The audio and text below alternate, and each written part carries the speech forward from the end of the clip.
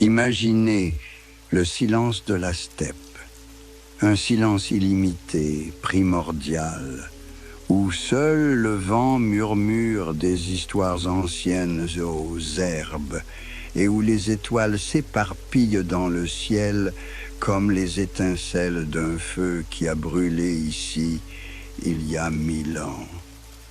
C'est dans ces silences que sont nés des empires destinés à ébranler le monde connu.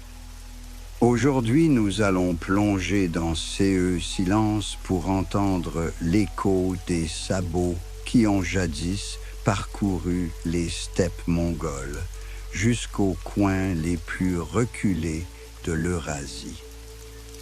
Bonjour, chers auditeurs. Ce soir, nous allons voyager à travers le temps et l'espace, jusqu'à l'endroit où l'un des plus grands empires de l'histoire de l'humanité est né sous le dôme étoilé du ciel mongol. Indiquez dans les commentaires la ville d'où vous venez et l'heure qu'il est.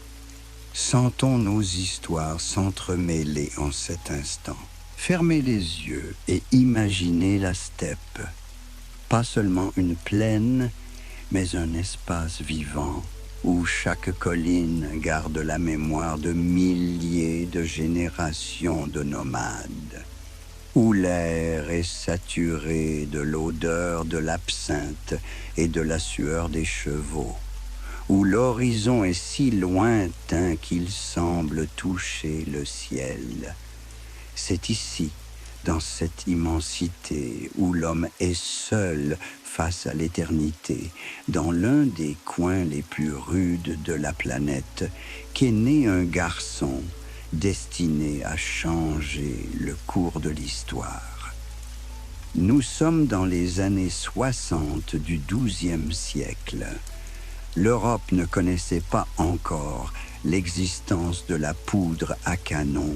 Les croisés se battaient pour la Terre sainte et des principautés fragmentées régnaient en Russie. Et quelque part, au fin fond des steppes mongoles, sous le bruissement de l'herbe et les cris lointains des aigles, un fils est né dans la famille de l'influent chef Ezugei Batur. Ils l'appelèrent Temujin, un nom qui, pendant de nombreux siècles, deviendrait un symbole de force, de volonté et d'étendues illimitées. Mais que savons-nous de l'enfance de ces garçons? Essayez d'imaginer la vie dans la steppe il y a 8 siècles. Des yurts cousus de feutre et de peau qui sentent la fumée du feu et le lait de jument. Des troupeaux de chevaux, de moutons et de chameaux qui se déplacent lentement à travers les vastes pâturages en suivant les anciennes routes tracées par leurs ancêtres. Dans ces mondes où chaque jour est une lutte pour la survie, où le climat, la maladie et les raids des tribus voisines peuvent changer le destin d'une famille entière du jour au lendemain, un garçon a grandi sans savoir qu'un jour son nom serait prononcé de l'Europe à la Chine. L'enfance de Temujin s'est terminée plus tôt qu'elle n'aurait pu l'être. La steppe ne pardonne pas la faiblesse. Et lorsque son père Ezugei Batur meurt, certains disent qu'il a été empoisonné par les Tatars, la vie du jeune garçon change radicalement. Imaginez ces moments. Le jeune Temujin, encore inconscient de la grandeur de son destin, se retrouve soudain pratiquement sans protection dans un monde où le pouvoir décide de tout. Sa famille est expulsée de la tribu et ils doivent errer dans la steppe se nourrissant de ce qu'ils trouvent. racines, poissons des ruisseaux, petits gibiers. Ce furent des années de privation, mais elles ont peut-être endurci le caractère du futur conquérant. En ces temps difficiles, Temujin a appris le prix de la loyauté et de la trahison. Il a appris à distinguer les vrais amis de ceux qui sont prêts à changer à la première menace. La steppe lui a appris beaucoup de choses. Elle lui avait appris à lire les empreintes de pas dans le sable, à comprendre le langage du vent, à anticiper les changements de temps par des signes subtils, mais surtout, elle lui a appris la patience. Cette patience mongole si particulière qui vous permet de rester assis en selle pendant des heures, à observer l'horizon en attendant le moment propice à l'action. Un jour, alors que Temujin était déjà un jeune homme, il fut saisi par Targutai Kiriltuk, le chef de la tribu des Taichuit. Imaginez cette scène, un jeune homme fier et dégageant déjà une puissance particulière, avec un bloc de bois sur le cou qui ne lui permet pas de s'allonger ou de s'asseoir normalement. Mais même en captivité, Temujin ne s'est pas effondré. Il a attendu. Et lorsque l'occasion s'est présentée, au cours d'une fête, lorsque les gardes se sont détendus à cause du vin et de la gaieté, il s'est échappé. Cette fuite devint une sorte de prophétie. Temujin se cacha dans les marais et les fourrés, et lorsqu'il fut presque rattrapé, un des hommes de Targutai, Sorgan Shira, le vit mais ne le trahit pas. Il l'aida même à se cacher. C'est là que se manifeste pour la première fois ce charisme, ce magnétisme qui accompagnera Temujin tout au long de sa vie.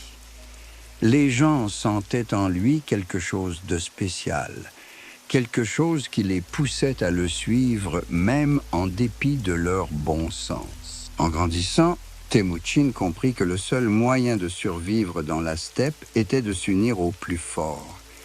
Il alla voir Togrul, le jumeau de son père, qui s'appelait Vankan. Togrul était un puissant chef kéréen et son quartier général ressemblait à une véritable ville. Des centaines de yurts disposés dans un certain ordre, des troupeaux comptant des milliers de têtes, des guerriers vêtus d'armures coûteuses.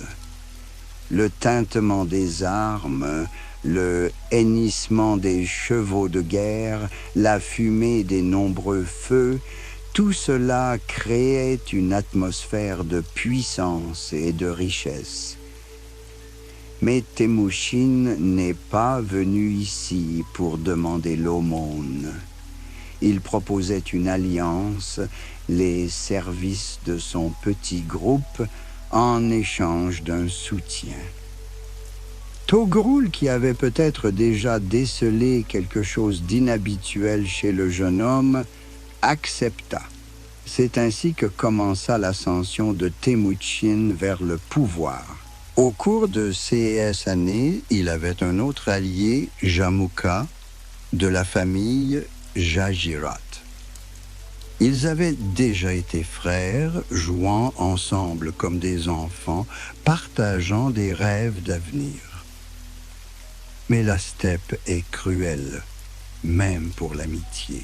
Et ces deux-là, autrefois proches comme des frères, deviendront plus tard des ennemis implacables.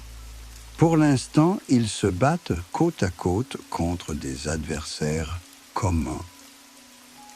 La première épreuve sérieuse pour le jeune Temujin fut la guerre contre les Merkites en l'an 1184. Imaginez cette scène. Une attaque nocturne sur les camps des Merkites. Le crépitement des yurts en feu, les cris des combattants, le claquement des sabots sur le sol gelé. Au cours de cette bataille, Temujin s'est montré non seulement un guerrier courageux, mais aussi un habile tacticien. Il ne se contentait pas de combattre, il réfléchissait, planifiait, prévoyait les actions de l'ennemi. Mais c'est qui frappe dans son approche de la guerre, c'est son attitude à l'égard des vaincus. Là où d'autres chefs ne voyaient que des proies ou des objets de vengeance, Temujin voyait des alliés potentiels. Il proposait à SES adversaires vaincus de choisir entre la mort et le service dans son armée. Nombreux sont ceux qui choisissent le service, car ils sentent qu'il est un chef capable de les mener à la victoire et à la richesse. Cette pratique deviendra l'un des secrets de SES futur succès. Son armée s'agrandit non seulement aux dépens de SES alliés, mais aussi aux dépens de SES anciens ennemis, qui deviennent SES plus fidèles guerriers. Après tout, un homme à qui l'on accorde la vie alors qu'il était sur le point de mourir se souvient toute sa vie de cette faveur. Au fil des ans, la réputation de Temujin grandit. Il mène des guerres contre les Tatars, ceux-là même qui ont peut-être empoisonné son père. En 1196 et 1202 ans, des tribus mongoles dirigées par Temujin attaquèrent les camps tatars. Ces furent des batailles cruelles, au cours desquelles le destin de nations entières se joua. La steppe se souvient de ces batailles. Les endroits où la terre a été arrosée de sang sont encore couverts d'une herbe particulièrement brillante. Entre 1200 et 202, Temujin a combattu les Taïjuits, ceux-là même qu'il avait autrefois retenus captifs. Ils payaient maintenant pour leurs fautes passées et le châtiment était sévère. Mais même dans ces guerres, Temujin a fait preuve de la même politique. Il a accepté ceux qui venaient à SES côté comme des égaux. Entre-temps, SES relations avec Jamukha sont de plus en plus tendues. Les deux chefs ambitieux ne peuvent partager longtemps le pouvoir dans la steppe. Leur amitié se transforme peu à peu en rivalité, et leur rivalité en inimitié. Et lorsque, dans 1203 ans, il fallut enfin déterminer qui deviendrait l'unique souverain des Mongols, ils durent combattre les Kéraïtes de Togrul. Cette guerre a déterminé le sort des steppes mongoles. Togrul, autrefois protecteur de Temujin, était désormais son ennemi. Peut-être le vieux Khan estimait-il que son ancien protégé devenait trop fort, trop indépendant. Ou peut-être Jamukha a-t-il réussi à le convaincre que Temujin était une menace pour tous les autres. La bataille est féroce. Les guerriers des steppes se sont battus avec une férocité particulière, conscients que l'enjeu était le pouvoir sur toutes les tribus mongoles.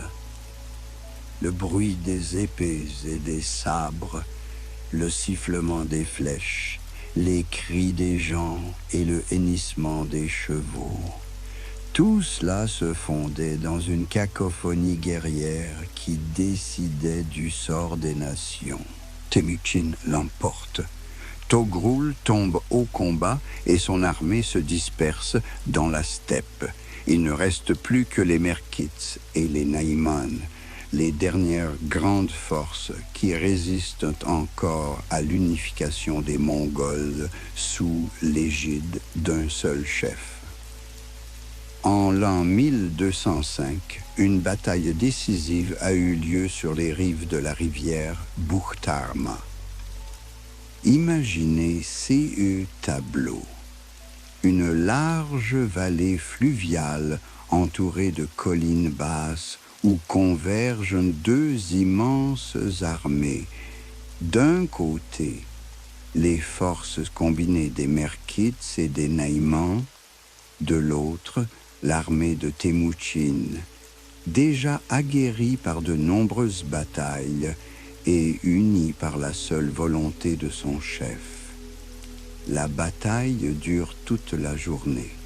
Le soleil se lève sur le champ de bataille, illuminant les armures des guerriers, la poussière soulevée par des milliers de sabots, la rivière qui change lentement de couleur. Le soir venu, tout est terminé. Les derniers adversaires sérieux de Temujin avaient été vaincus, leur chef tué ou en fuite. Mais un autre personnage devait disparaître de l'arène politique de la steppe. Jamukha, ancien ami, ancien allié et maintenant dernier rival dans la lutte pour le pouvoir. Essis propres Newkers, comprenant que la cause de leur chef était perdue, l'ont trahi et l'ont amené lié au pari de Temujin. La rencontre des deux anciens amis est pleine de tragédie. Temujin propose à Jamukha de renouer avec leur ancienne amitié, mais celui-ci refuse. Il savait qu'il ne pouvait y avoir deux Khans dans la steppe, tout comme il ne pouvait y avoir deux soleils dans le ciel. Jamukha ne demanda qu'une chose, une mort honorable, sans effusion de sang. Et Temujin exauça cette dernière demande de son ancien ami. Ainsi, en l'an 1206, tous les Ulus mongols passèrent sous le contrôle d'un seul homme. La steppe, qui avait été divisée par des querelles pendant des siècles, était enfin unie. Au printemps de cette année-là, alors que les herbes de la steppe commençaient à peine à verdir après un long hiver, le grand Kurultai, congrès de tous les chefs et anciens Mongols, s'est réuni. Ils ont choisi un endroit spécial pour le Kurultai, à la source de la rivière Onon, où, selon la légende, Temujin lui-même est né. Imaginez la scène. Des centaines de yourtes disposées en ordre strict autour d'une grande clairière, des bannières de clans et de clans flottant au vent, la fumée d'innombrables feux s'élevant vers le ciel clair du printemps. L'air retentit de conversations, de hennissements de chevaux, de cliquetis d'armes. Une yourte blanche, symbole du pouvoir suprême, est placée au centre de la clairière. Et lorsque le soleil se leva, la cérémonie commença, qui changea non seulement le destin de la Mongolie, mais aussi le cours de l'histoire mondiale. Les anciens et les noyons s'approchèrent les uns après les autres de Temujin, s'inclinèrent devant lui et le proclamèrent leur Khan. À la fin de la cérémonie, la steppe reçut un nouveau nom, Gengis Khan, qui signifie Seigneur de l'océan ou Grande Khan. À ce moment-là, personne n'imaginait peut-être que ces Kurultai serait le début de la création du plus grand empire continental de l'histoire de l'humanité. Que les armées sous la bannière du nouveau Khan atteindraient la mer Adriatique à l'ouest et la mer du Japon à l'est, que les ambassadeurs mongols négocieraient dans les capitales européennes et que les fonctionnaires mongols gouverneraient les villes chinoises. Mais Gengis Khan, un homme à la pensée stratégique profonde, s'est rendu compte qu'il ne suffisait pas d'unir les tribus. Il avait besoin d'un système qui empêcherait l'Empire de s'effondrer après sa mort. Il entreprit donc d'élaborer des lois, un ensemble de règles connues sous le nom de Yasa. Le Yasa n'était pas seulement un ensemble d'interdictions et de permissions. Il s'agissait d'une philosophie de gouvernement d'une immense puissance, abritant des dizaines de peuples aux religions et aux langues différentes. Imaginez la sagesse de ces souverains des steppes qui, ne sachant ni lire ni écrire, a créé un système juridique qui a assuré la stabilité de l'Empire pendant plusieurs décennies. Le Yasa interdit les guerres intestines entre les tribus mongoles.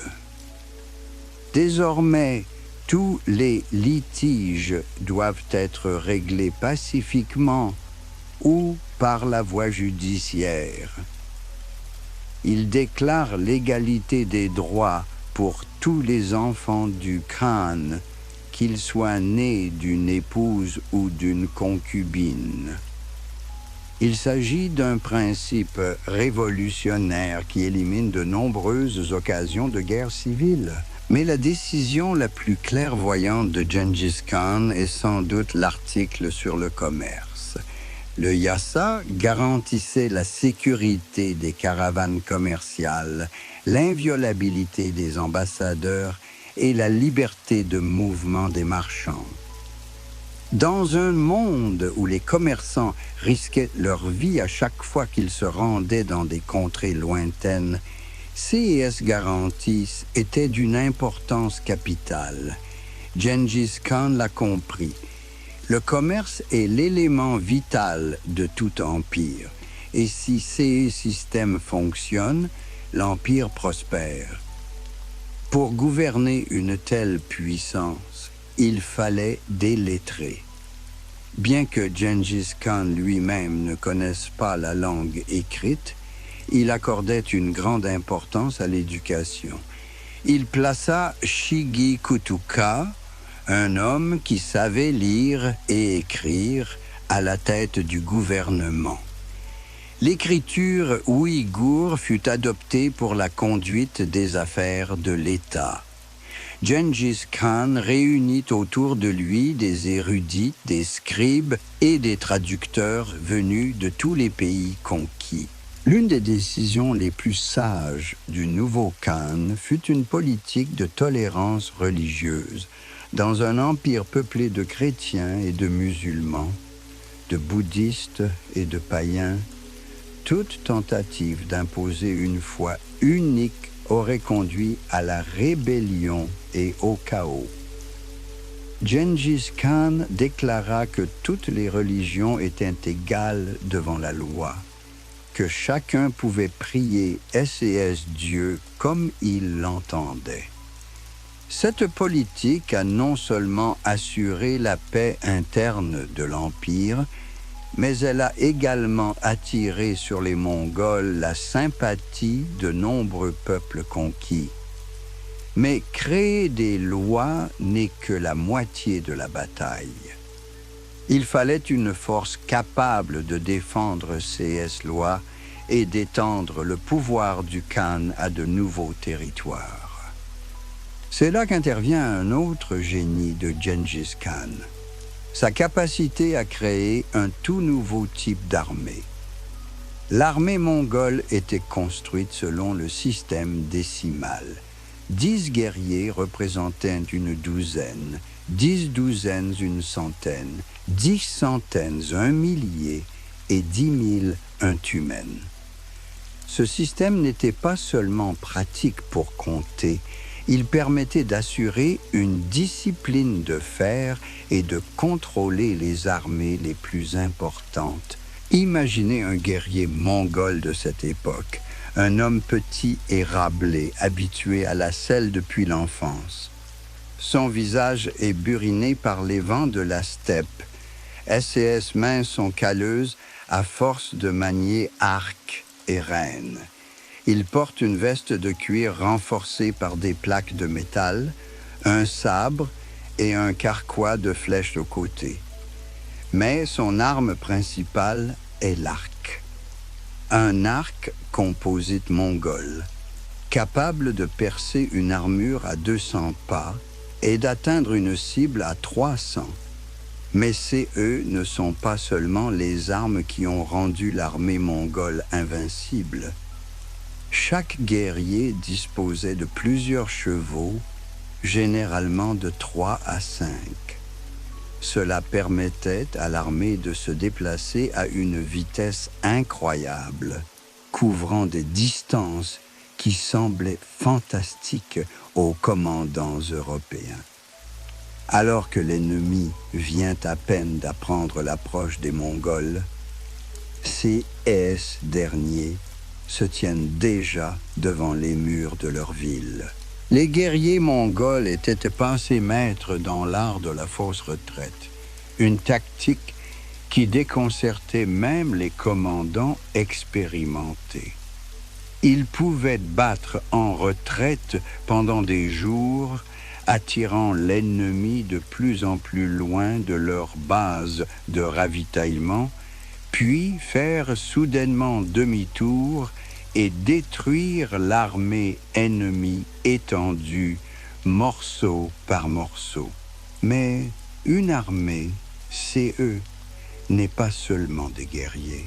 Gengis Khan a créé un système d'approvisionnement qui a permis à ses troupes d'opérer dans les régions les plus reculées. Le convoi de l'armée mongole est un monde en soi. Des milliers de chevaux et de chameaux chargés de tous ces dont ils avaient besoin. Vivres, flèches, arcs de rechange, cuir pour réparer les armures, outils pour les travaux de siège. L'armée est suivie par des artisans qui peuvent fabriquer tous ces dont ils ont besoin pendant la marche.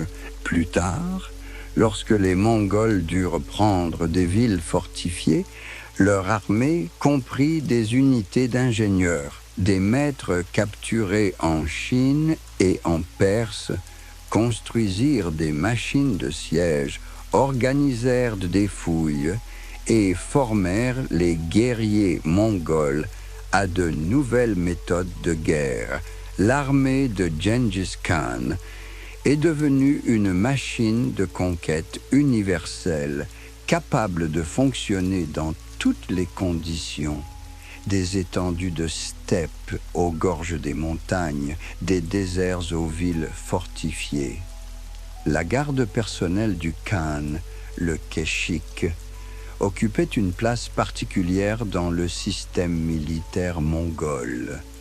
Il s'agissait des meilleurs d'entre eux, des guerriers sélectionnés non seulement pour leur qualité de combattants, mais aussi pour leur loyauté absolue.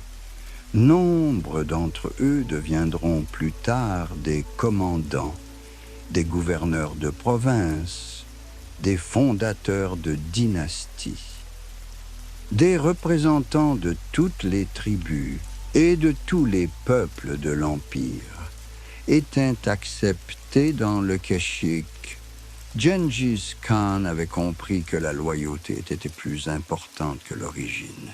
Un monde particulier de la cour mongole s'est formé autour du Keshik. Les anciennes traditions de la steppe et les nouvelles tendances apportées par les pays conquis s'y entremêlaient. Les érudits chinois enseignaient à la noblesse mongole l'écriture et le calcul. Les artisans persans décoraient les armes et les harnais de chevaux. Les artisans russes forgeaient des armures. Le quartier général de Gengis Khan est devenu un creuset de culture et de tradition. Mais derrière toute cette splendeur, derrière toutes les victoires et les conquêtes, il y avait un homme avec SES peur, SES doute et SES rêve. Gengis Khan passait souvent SES nuit seul, à réfléchir au destin de son empire. Il se rendait compte qu'il avait créé quelque chose de grandiose, mais de fragile à la fois. L'empire reposait sur son charisme personnel, sur la peur de son nom, sur la loyauté de SES compagnons d'armes. Et que se passera-t-il après sa mort? Ses pensées le tiennent en haleine. Il voit comment SES fils et petits-fils commencent déjà à se faire concurrence, comment les représentants des différents clans tissent des intrigues, comment les grandes distances rendent la gestion de l'Empire de plus en plus difficile. Gengis Khan comprend qu'il ne dispose pas de beaucoup de temps et qu'il doit poser les fondations qui lui survivront. C'est alors qu'il prit une décision qui changea à jamais la face du monde connu. L'empire mongol devait s'étendre, non pas pour la gloire, non pas pour le butin, bien que les deux soient importants, mais pour créer un système unifié qui réunirait toutes les terres civilisées sous une même règle. Gengis Khan rêvait d'un monde où les mêmes lois s'appliqueraient de Lisbonne à Pékin, où un marchand pourrait parcourir des milliers de kilomètres en toute sécurité, où le savoir et la technologie circuleraient librement d'une nation à l'autre. La première cible était Xixia, un royaume tangout situé à la frontière de la Chine et des steppes mongoles. C'était un État riche qui contrôlait d'importants tronçons de la route de la soie. Et ces villes oasis couvertes de jardins verdoyants et de vignobles contrastaient fortement avec la beauté rude des steppes mongoles. Les guerres avec les Tanguts ont commencé dès l'an 1205 et se sont poursuivies par intermittence pendant plus de 20 ans. Elles ne sont pas seulement des raids pour le butin, elles sont une école où l'armée mongole apprend à prendre des villes fortifiées, à assiéger des forteresses et à gérer les territoires conquis. Chaque campagne contre les Tanguts apporte une nouvelle expérience, de nouvelles connaissances et de nouveaux alliés. Les Tanguts se sont battus désespérément. Leurs villes étaient bien fortifiées, leur armée bien entraînée et disciplinée. Mais ils n'ont pas pu résister au nouveau type de guerre introduit par les Mongols. Les armées mongoles ne se contentaient pas d'assiéger les villes. Elles coupaient les routes commerciales, perturbaient les chaînes d'approvisionnement et transformaient les riches oasis en îles isolées au milieu d'un espace hostile. Peu à peu, la résistance des Tanguts s'affaiblit. Les villes se rendent les unes après les autres, leurs habitants acceptant la domination mongole ou s'enfuyant dans le désert. En 1227 ans, l'État de Sissia cessa d'exister en tant que puissance indépendante. Une partie de sa population fut assimilée. D'autres furent réinstallés dans d'autres régions de l'Empire, conformément à la pratique mongole du mélange des peuples. Mais pendant que se déroulaient les guerres avec les Tanguts, Gengis Khan se préparait à une entreprise beaucoup plus ambitieuse, la conquête de l'Empire Jin, l'État Jurchen, qui contrôlait la partie nord de la Chine. Il s'agit d'une tâche très différente. Si l'État Tangut pouvait être comparé à une riche oasis dans le désert, l'Empire Jin était un véritable géant, avec une population de plusieurs millions d'habitants, des armées puissantes, des forteresses imprenables et une ancienne culture de gouvernance. La guerre avec les Churchens a commencé en 1211 et a duré près de 20 ans. Il s'agit d'une guerre d'un genre nouveau, qui n'est pas seulement un affrontement d'armées, mais une confrontation entre deux civilisations différentes, deux façons de faire la guerre, deux philosophies du pouvoir. Les premières campagnes ont le caractère de simples raids mongols.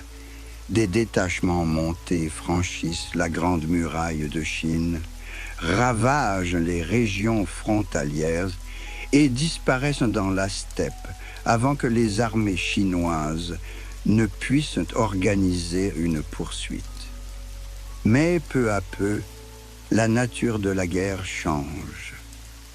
Les Mongols étudient les tactiques de l'ennemi, capturent des ingénieurs et des commandants chinois et adoptent l'art de la guerre de siège. Les chroniques chinoises de l'époque sont pleines d'horreur pour ces barbares du Nord. Elles décrivent comment la cavalerie mongole a surgi de nulle part, comment flèches ont éclipsé le soleil et comment, après son passage, les villes sont devenues des ruines. Mais derrière descriptions se cache quelque chose de plus. Un choc entre deux mondes, l'ancien et le nouveau, le sédentaire et le nomade. Gengis Khan a rapidement compris que l'Empire chinois ne pouvait être conquis par la seule force. Il est trop vaste, trop complexe, trop profondément enraciné dans traditions. Une stratégie plus subtile était nécessaire, une stratégie de diviser pour mieux régner, exploitant les contradictions internes de l'ennemi, attirant à côté les seigneurs féodaux chinois mécontents. Et il y avait de tels seigneurs féodaux, de nombreux commandants et fonctionnaires chinois frustrés par la corruption et la faiblesse de la cour Jurchen, passèrent du côté mongol. Ils apportaient avec eux non seulement des connaissances locales, mais aussi une compréhension du système de gouvernance chinois, sans lequel les Mongols n'auraient jamais pu conserver les territoires conquis. Peu à peu, la guerre acquiert le caractère d'une occupation.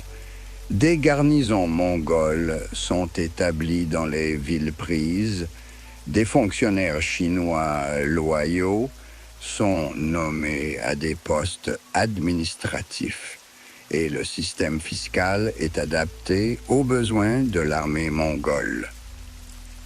L'empire Jin s'effondre lentement mais sûrement de l'intérieur. À la fin de la vie de Gengis Khan, il était clair que la conquête totale de la Chine n'était plus qu'une question de temps. La Grande Muraille, qui avait protégé pendant des siècles la civilisation chinoise des nomades du Nord, était impuissante face aux nouvelles tactiques mongoles. Gengis Khan n'a pas pris d'assaut la muraille, il l'a contournée, a pénétré par des passages montagneux, a soudoyé les gardes et a exploité les troubles internes. Mais pendant que les guerres se déroulaient en Chine, l'attention de Gengis Khan était attirée par une autre région, l'Asie centrale, avec SCS Richeville, son commerce florissant et sa culture ancienne. C'était le siège du Khwarezm-Shah, un État puissant qui contrôlait des tronçons clés de la grande route de la soie. Au début du XIIIe siècle, le Khwarezm-Shah Dome était comme un joyau serti dans un écrin d'or de route commerciale. Imaginez CES-Ville, Bukhara et SS gracieux minarets s'élevant vers le ciel comme des prières taillées dans la pierre, Samarcande et S bazar animés, où se mêlent les arômes des épices orientales et les sons de dizaines de langues, Merv, noyée dans le vert des jardins au milieu du désert. C'est ici que se croisaient les routes des caravanes, que se rencontraient les cultures orientales et occidentales, que s'accumulaient des richesses inouïes. Allah ad-Din Muhammad, le Shah de Khwarezm, règne sur de vastes territoires allant de la mer Caspienne aux frontières de l'Inde. Ses troupes sont nombreuses. Son trésor regorge d'or. SES villes sont protégées par de solides murailles. Cette puissance semblait pouvoir résister à n'importe quel ennemi. Mais le destin préparait déjà la rencontre des deux mondes, sédentaires et nomades. Et cette rencontre allait changer à jamais le visage de l'Asie centrale. Initialement, Gengis Khan n'envisageait pas de faire la guerre au Khwarezm. Au contraire, il cherchait à établir une coopération commerciale. En 1218, une ambassade mongole arriva au Shah avec une proposition d'amitié et de commerce mutuellement bénéfiques. Les ambassadeurs apportèrent de riches cadeaux, fourrures de zibeline, faucons blancs, pierres précieuses. Les négociations sont fructueuses et les parties concluent un accord commercial. La caravane suivante, envoyée par les Mongols, était énorme. 450 chameaux chargés de marchandises d'une valeur équivalente à la fortune de toute une principauté. Or, argent, soie, fourrure, tout cela avançait lentement sur les chemins du désert jusqu'aux frontières du Khwarezm-Shah. Les marchands de la caravane n'étaient pas seulement des Mongols, mais aussi des Sogdiens, des Personnes et même quelques Européens. C'était un symbole du système commercial unifié que Gengis Khan rêvait de créer. Mais un destin tragique attend la caravane dans la ville d'Otrar. Le souverain local, Inal Khan, soupçonnant les marchands mongols d'espionnage, ordonna la saisie de la caravane et l'exécution de tous les marchands. 450 chameaux chargés d'une précieuse cargaison, des dizaines de vies humaines, tout cela a été détruit en un jour à cause de la décision d'un homme qui ne s'est pas rendu compte de la tempête qu'il provoquait. Lorsque la nouvelle du massacre est parvenue à Gengis Khan, il a d'abord tenté de résoudre le conflit de manière pacifique.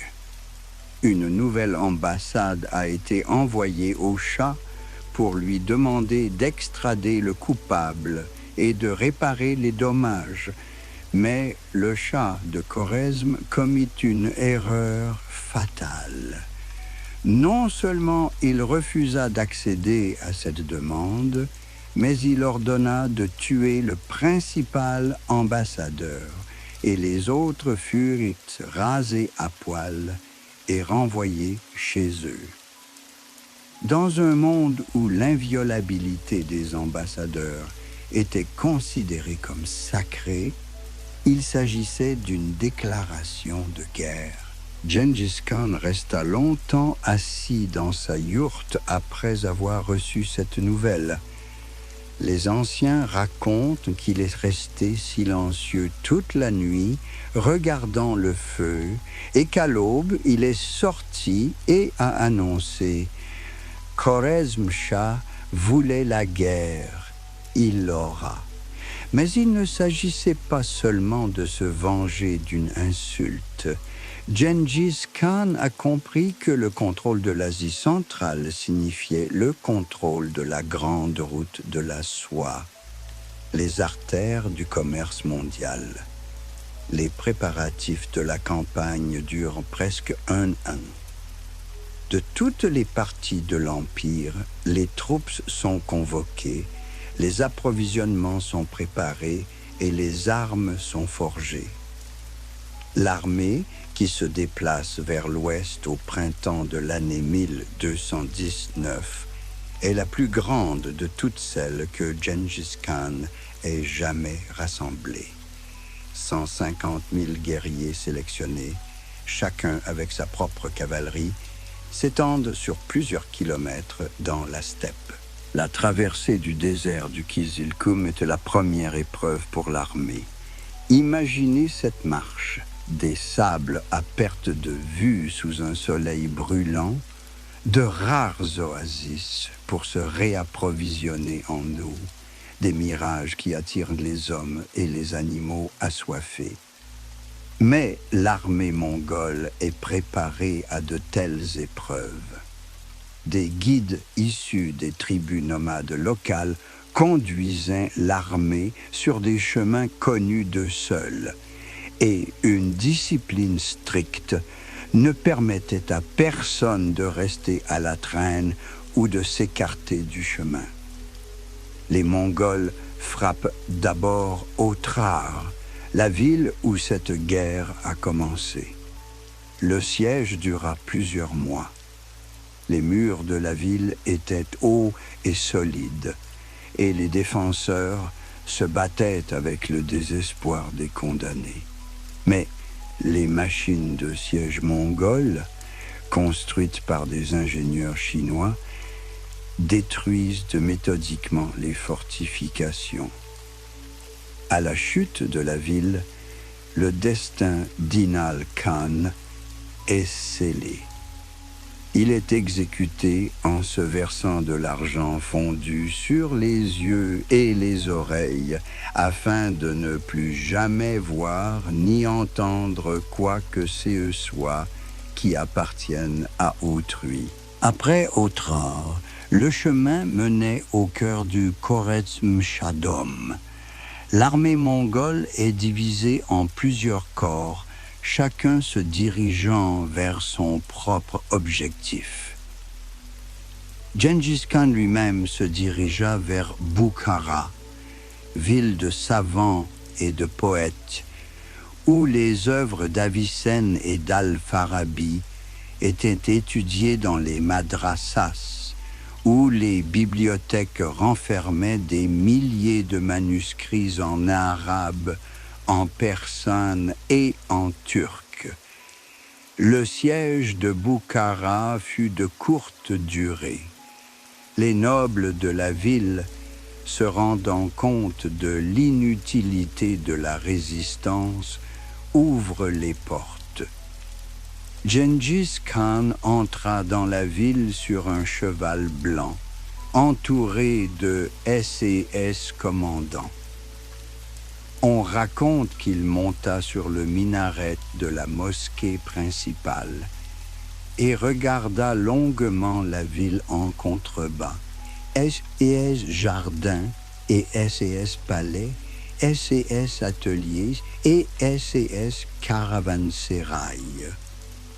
Peut-être réfléchissait-il alors à la manière d'intégrer ces joyaux à son empire, d'en préserver la richesse et la culture. La plupart des habitants de Boukhara ont conservé leur vie et leurs biens.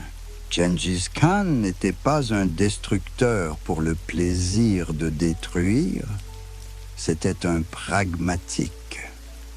Il a besoin de sujets vivants et valides, de villes prospères et d'un commerce qui fonctionne bien. Les artisans continuèrent à travailler dans leurs ateliers, les marchands à faire du commerce dans les bazars, les savants à enseigner dans les madrasas. Seules les autorités changent. Pendant ces temps, d'autres corps mongols progressent vers leurs objectifs. Samarkand, la capitale du Khorezm-Shahdom, se prépare à être assiégée. C'était une ville majestueuse, entourée d'une triple ceinture de murailles, avec une citadelle qui dominait les environs comme une montagne artificielle. Des dizaines de milliers de personnes vivaient dans SAS Palais et SAS Caves renfermaient les richesses accumulées par des siècles de commerce. Le siège de Samarcande a duré plusieurs semaines. Les défenseurs de la ville se sont battus avec courage, conscients que le sort de l'État tout entier dépendait de leur force d'âme. Mais la tactique des Mongols est inexorable. Ils prennent leur temps, détruisent méthodiquement les murs, coupent les sources d'eau et démoralisent l'ennemi par des attaques constantes. Lorsque la ville tombe, Shah Muhammad a déjà pris la fuite. Il se rend compte que SAS armées ne peuvent résister à la machine de guerre mongole, que SAS alliés passent les uns après les autres à l'ennemi et que l'empire qu'il croyait inviolable s'écroule comme un château de cartes. Il s'enfuit vers l'ouest, jusqu'à la mer Caspienne, poursuivi par des cavaliers mongols. Un détachement de 30 000 cavaliers fut envoyé à la poursuite du Shah, sous le commandement de deux des meilleurs généraux de Gengis Khan, Jebbe et Subedey. Sihis-Jan était destiné à mener l'une des campagnes les plus audacieuses de l'histoire de l'art militaire, une campagne qui les conduirait à travers la Perse et le Caucase jusqu'aux frontières de la Russie. Tandis que Jebbe et Subedey poursuivaient le Shah en fuite, les principales forces mongoles conquéraient méthodiquement les villes du Khorezm-Shahdom. Merv, autrefois appelée la mère des villes, tomba après une défense opiniâtre. SAS Bibliothèque où étaient conservés des manuscrits uniques, furent réduites en cendres. Des milliers d'artisans sont réduits en esclavage ou déplacés vers d'autres parties de l'Empire. La guerre en Asie centrale a duré 3 ans et demi et s'est terminée par une victoire totale des Mongols. Mais à quel prix? Les oasis fleuries se sont transformées en ruines. Les routes commerciales ont été désertées et de nombreuses villes ne se sont jamais remises de la dévastation. Cependant, ceux qui s'étaient soumis aux Mongols sans résistance ont constaté que les nouveaux seigneurs ne les opprimaient pas pour leur foi, leur langue ou leurs coutumes. En outre, les Mongols ont largement utilisé le système administratif local en nommant des fonctionnaires locaux compétents à des postes importants. Pendant ce temps, Jaybeh et Subedey poursuivent leur incroyable campagne. Shah Muhammad meurt sur l'une des îles de la mer Caspienne, n'ayant pas réussi à organiser la résistance aux envahisseurs. Mais les commandants mongols ne font pas marche arrière. Le monde inexploré du Caucase, terre de fiers peuples montagnards, d'anciens royaumes chrétiens et d'émirats musulmans, s'ouvre devant eux. Imaginez à quoi ressemblait cette troupe après des mois de marche. 30 000 cavaliers, aguerris, habitués à toutes les épreuves. Leurs armures étaient assombries par le temps et les intempéries. Leurs chevaux étaient décharnés, mais leurs yeux brûlaient toujours de détermination. Ils ont parcouru des milliers de kilomètres depuis leur steppe natale, mais leur discipline de fer et leur foi en leur commandant ne leur permettent pas de penser à la retraite. Les montagnes du Caucase ont accueilli les Mongols avec des sommets enneigés et des gorges étroites où l'écho des sabots se répercutait sur les rochers. C'est là que vivaient les Alans et d'autres peuples montagnards pour qui la guerre était une pratique courante. Mais même eux n'ont pas pu résister aux tactiques mongoles. Certaines tribus furent soumises par la force, d'autres préférèrent se soumettre volontairement. D'autres encore se retirèrent dans des forteresses montagneuses imprenables. Après avoir traversé le Caucase, les Mongols pénètrent dans les steppes de la mer Noire, au pays des Polovtsiens. Ces nomades étaient plus proches des Mongols dans leur mode de vie, mais c'est pourquoi le conflit était inévitable. 2 empires nomades ne pouvaient coexister pacifiquement sur le même territoire. Les Kipchaks se sont battus courageusement, mais leurs tribus dispersées n'ont pas pu résister à l'armée mongole unie. Après la défaite des Kipchaks, la voie se dirige vers la Crimée. Les cavaliers mongols atteignent Sudak, une riche ville commerçante sur la côte de la mer Noire. Imaginez la surprise des marchands génois et byzantins lorsqu'ils aperçoivent dans le port des cavaliers, portant des armures inconnues et parlant une langue incompréhensible.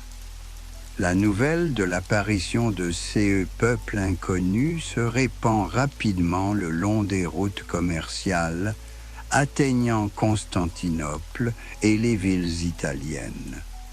Mais l'événement le plus important attendait les Mongols. les Khans polovtsiens, vaincus, s'enfuient vers leurs vieux ennemis et alliés, les princes russes. C'est alors que se produit CE qui semblait impossible. Les ennemis de toujours s'unissent contre une menace commune.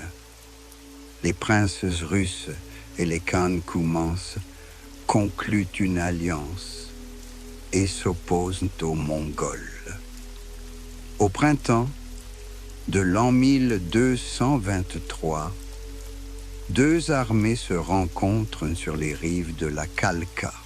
D'une part, les forces unies des principautés russes et des Polovtsiens, d'autre part, les corps de Dzébé et de Subedei, forts de 30 000 hommes, qui ont parcouru plusieurs milliers de kilomètres. Les princes russes sont sûrs de leur victoire. Leur armée est plus nombreuse que celle des Mongols. Ils connaissent le terrain et ont le soutien des Kipchaks. Mais ils ne savent pas à qui ils ont affaire. Dzébé et Subedei sont les élèves de la meilleure école militaire du monde, celle de Gengis Khan. La bataille commence à l'aube. Les Mongols utilisent leur tactique favorite de fausse retraite. Ils attaquent les troupes d'avant-garde russes, puis commencent à battre en retraite, attirant l'ennemi de plus en plus loin des forces principales. Les guerriers russes et Cumans, encouragés par une victoire facile, se lancent à leur poursuite sans se rendre compte du piège. C'est alors que les Mongols se retournent. Des milliers d'arcs sont tendus simultanément et le ciel s'assombrit de flèches. Les guerriers russes, habitués au corps à corps, se retrouvent sans défense face aux Mongols qui tirent de loin. Les Polovtsiens sont les premiers à ne pas résister et s'enfuient en écrasant leur propre infanterie. En quelques heures, il ne reste de l'armée unie que des détachements épars qui tentent de fuir. La victoire est complète, mais Jaébé et Subedei ne profitent pas de leur succès. Ils se rendent compte qu'ils ont pris trop de retard sur les forces principales et que leur petite armée ne pourra pas tenir les territoires conquis. Les principautés russes restent intactes pour l'instant. Les Mongols se tournent vers l'est en direction de la Volga, mais là aussi des épreuves les attendent. Les Bulgares de la Volga se préparent à affronter les envahisseurs. Leur ville forteresse contrôlait d'importants points de passage. Leurs troupes étaient entraînées et disciplinées. En 1224 ans, les Mongols ont tenté de forcer la Volga et de s'emparer des villes bulgares, mais ils ont échoué. CE fut une défaite rare pour les troupes de Gengis Khan. La défaite des Bulgares a forcé Dzébé et Subedej à se retirer dans les steppes. Leur grande campagne est terminée, mais elle a démontré au monde une nouvelle puissance militaire. La nouvelle des victoires mongoles atteint les cours européennes, qui discutent avec anxiété de l'apparition d'un nouvel ennemi. Pendant ces temps, en Mongolie même, Gengis Khan continuait à construire son empire. En l'an 1211, le nom de l'État, le Grand État mongol, avait été finalisé. Il ne s'agit plus d'une simple union de tribus, mais d'un véritable empire doté d'un système de gouvernement, de lois et d'objectifs unifiés. Le système de Lulus a été créé pour gérer efficacement de vastes territoires. L'empire était divisé en deux ailes. l'aile droite qui occupait la partie occidentale et l'aile gauche la partie orientale. Chaque aile était composée d'ulus, des unités administratives dirigées par des membres de la famille du Khan ou des commandants de confiance. Le concept de ulus est profondément mongol. Il ne signifiait pas seulement un territoire, mais une propriété populaire, où la principale richesse n'était pas la terre, mais les gens, guerriers, artisans, bergers, tous ceux qui constituaient la force vitale de l'Empire. Le souverain d'un ulus était responsable non seulement de l'ordre sur son territoire, mais aussi du bien-être de ses sujets. En l'an 1220, Karakorum fut fondée comme capitale permanente de l'Empire. Auparavant, le quartier général du Khan avait parcouru la steppe avec lui. Mais il fallait désormais un centre où les Khuroultes pourraient se réunir, où les institutions de l'État seraient installées et où les ambassadeurs de pays lointains pourraient être reçus. Karakorum est rapidement devenue l'une des villes les plus cosmopolites du monde. Les forgerons mongols y côtoyant les artisans chinois, les marchands musulmans faisaient des affaires avec les marchands chrétiens venus d'Europe. Les moines bouddhistes discutaient de philosophie avec les prêtres nestoriens. Les arômes des herbes des steppes et de l'encens oriental, les sons des différentes langues et les mélodies des différentes traditions musicales se mêlaient dans l'air. Au centre de la ville se trouvait le palais du Khan, qui n'était pas luxueux par rapport aux souverains chinois ou perses, mais qui était majestueux dans sa simplicité. C'est ici que se prenaient les décisions les plus importantes de l'État et que les souverains des pays conquis venaient se faire étiqueter. C'est à Karakorum que le prince russe Yaroslav Vsevolodovitch reçut un label de grand règne, symbole de la reconnaissance du pouvoir mongol sur les terres russes. Mais Karakorum n'était pas seulement un centre politique. C'est là qu'étaient fabriquées les armes destinées à l'armée mongole et que furent forgées les flèches qui survolaient les champs de bataille de la Chine à l'Europe. Les artisans mongols ont appris des artisans capturés, perfectionnant l'art de fabriquer des arcs, des armures et des machines de siège. Le système d'administration de l'Empire est constamment amélioré. Le service postal, YAM, est créé qui assure la transmission rapide des informations sur de grandes distances. Les stations changent de chevaux tous les 30 ou 40 kilomètres. Les messagers voyagent jour et nuit, délivrant les décrets du Khan dans les coins les plus reculés de l'Empire. Ce système de communication a été emprunté aux Chinois, mais les Mongols l'ont perfectionné. Imaginez un messager galopant à travers la steppe dans un froid glacial ou sous le soleil brûlant du désert, sachant que le destin d'armées entières peut dépendre de la vitesse de son cheval. Dans son sac, derrière son dos, se trouvent des dépêches scellées du sceau du Khan. Et dans sa tête, il se rend compte qu'il fait partie d'un gigantesque système reliant la moitié du monde. La politique religieuse de Gengis Khan a étonné SCS contemporains par sa sagesse. À une époque où l'intolérance religieuse était la norme, où des guerres sanglantes éclataient en raison de différences de foi, le Khan mongol a déclaré l'égalité de toutes les croyances.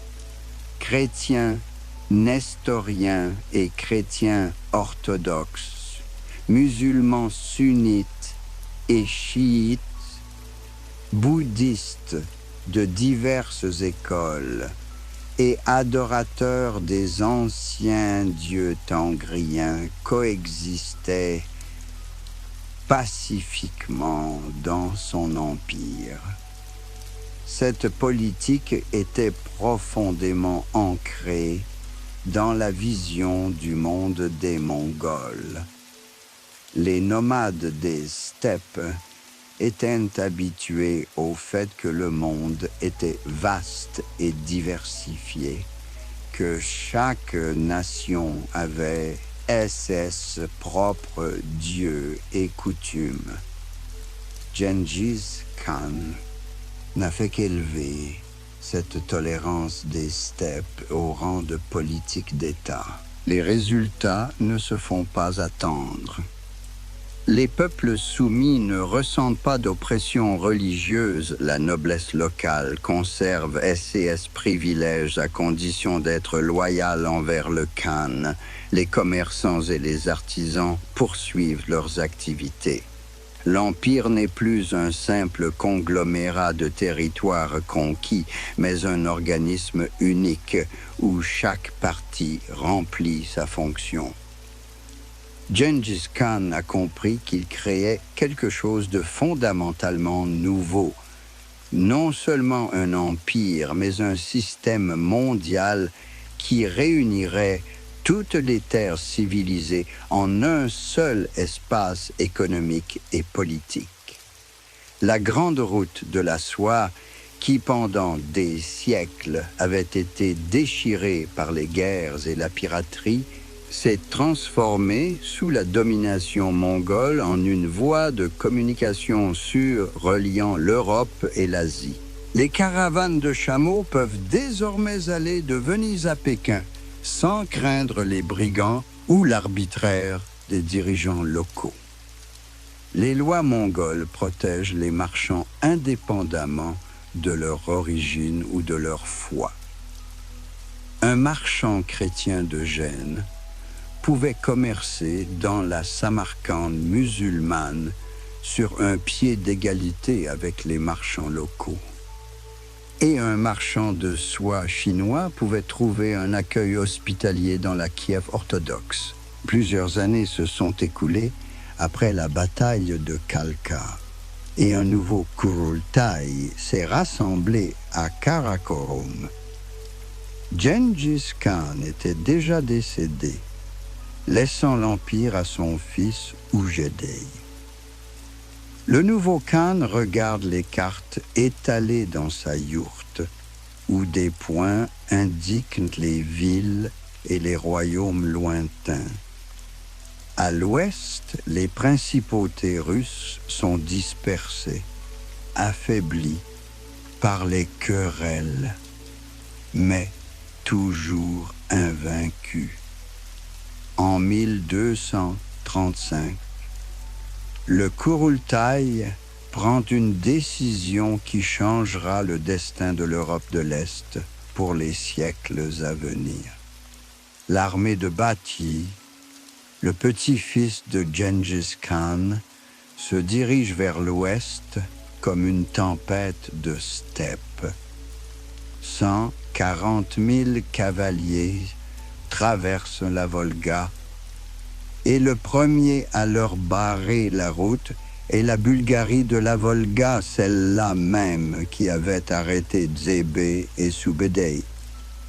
Mais il ne s'agit plus d'un raid de reconnaissance, mais d'une véritable invasion.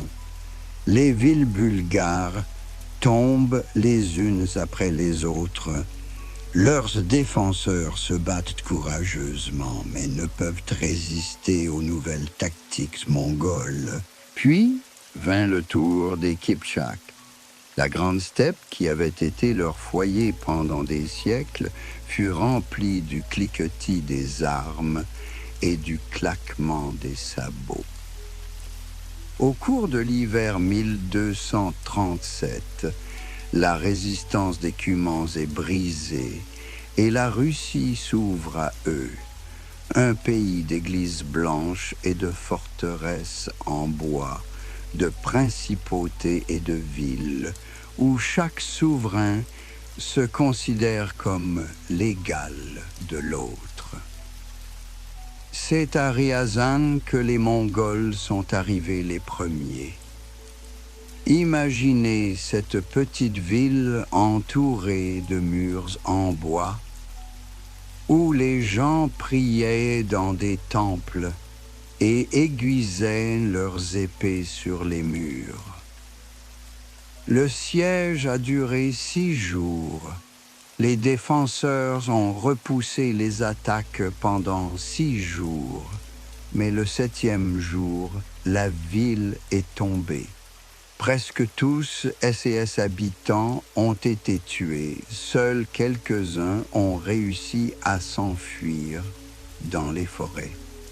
Ryazan est suivi de Moscou, qui n'est encore qu'une petite ville sur 7 collines. Puis Vladimir avec SES Dôme doré, où les grands princes priaient dans la cathédrale de l'Assomption. Chaque ville s'est battue seule, chacune espérant que SES Mur serait imprenable. Mais la guerre mongole ne ressemble à rien de ces que la Russie a connu jusqu'alors. Au printemps de l'an 1240, les Tumènes mongols atteignirent Kiev, la mère des villes russes, où les dômes dorés de la cathédrale Sainte-Sophie reflétaient la lumière du soleil. La ville, qui rivalisait autrefois avec Constantinople, est désormais en ruine. Mais même détruite, elle reste le symbole de l'esprit indomptable du peuple russe. Les Mongols ne s'arrêtent pas en Russie. Au printemps de l'an 1241, leurs troupes franchissent les Carpates et envahissent la Pologne et la Hongrie. Cracovie et Wrocław, anciennes cités aux murs de pierre et aux cathédrales gothiques, tombent sous les coups de la cavalerie des steppes.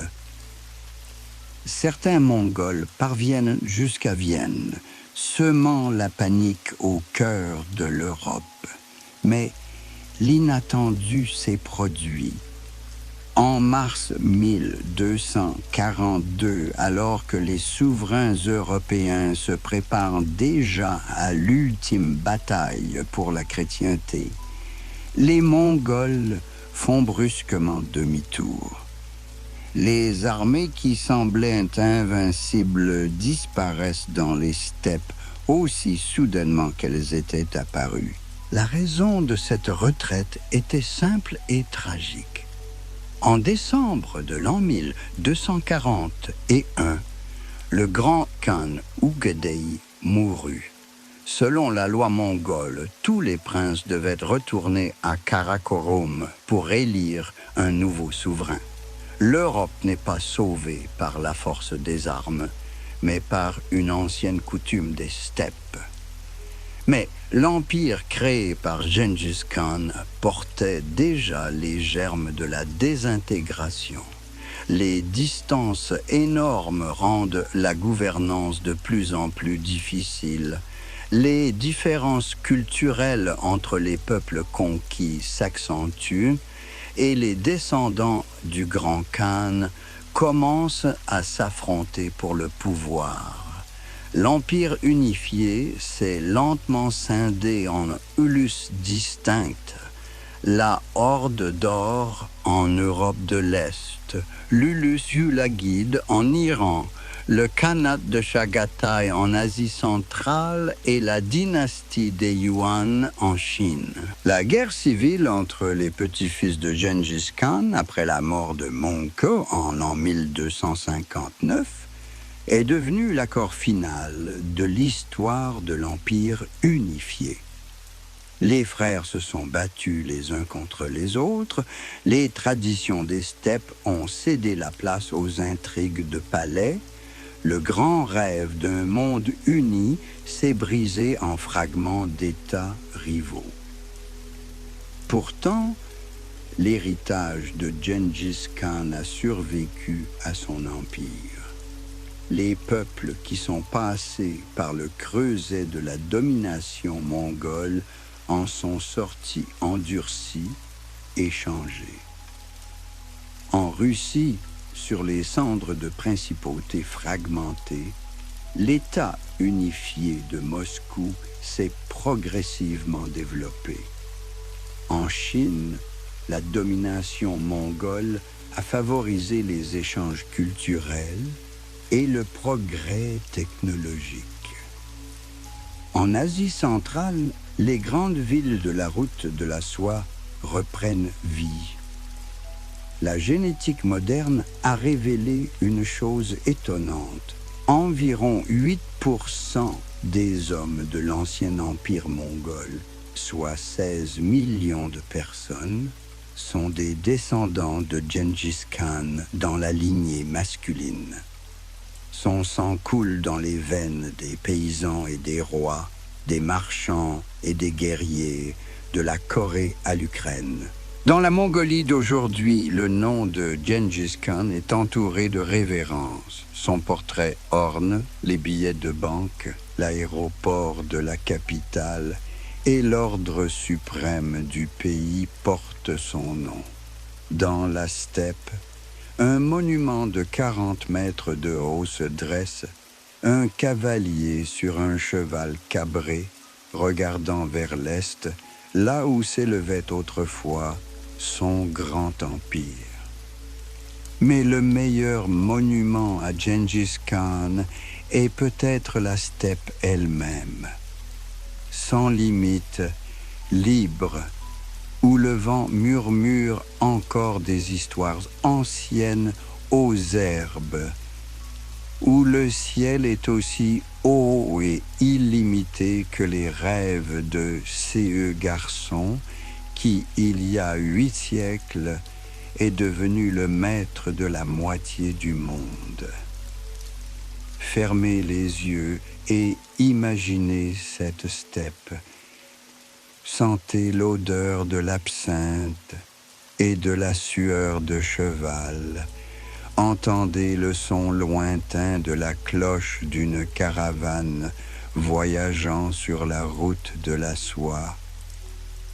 Cette histoire raconte comment une vie peut changer le monde.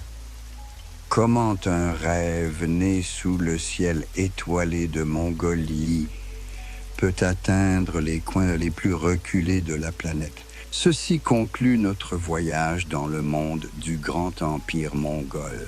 Merci d'avoir passé cette nuit avec moi à écouter les murmures de l'histoire. Que vos rêves soient paisibles et que demain soit une bonne journée. Je vous donne rendez-vous à la prochaine conférence, chers auditeurs. Je vous souhaite une bonne nuit.